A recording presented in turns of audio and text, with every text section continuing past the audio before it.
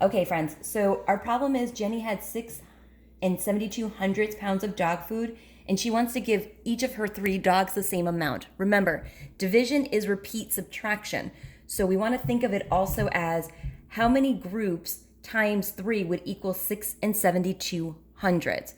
So how many groups can I create? So I'm going to have 3 dogs, and I want to split that evenly amongst them. So I also created a chart here using the place value coins, and you can do this on here. You can also do it on the whiteboard, and that's where I'm going to do it today. So looking at this problem, I'm going to start in the ones place, and again, I want to think about how many groups of 3 I can find in each number. So I start with the ones place, and I notice that I have a group of 3 here, and then I have another group of 3 here. So I have 2 groups of 3 to equal 6. So since there are 2 groups, I'm going to put 2 as my whole number. I'm going to look over at the tenths.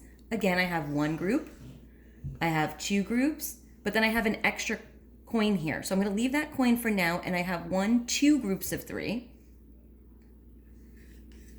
And I'm actually going to, just like we would do when we were doing addition and subtraction, I'm going to bring it over, and I'm going to draw in 1, 2, 3, 4, 5, 6, 7, 8, 9, 10.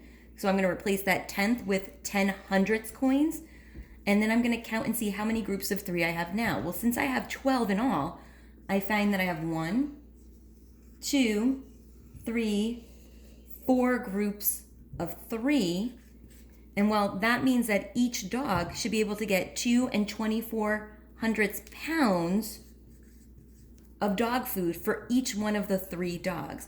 And since I know how to do my multiplication, I could do a quick check.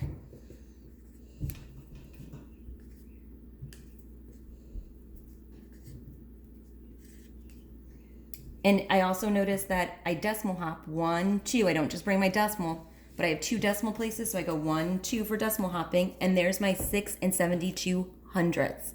So go ahead and try this on your whiteboard now that you see how I've done it. And your problem is going to be to solve one in a Google Doc today.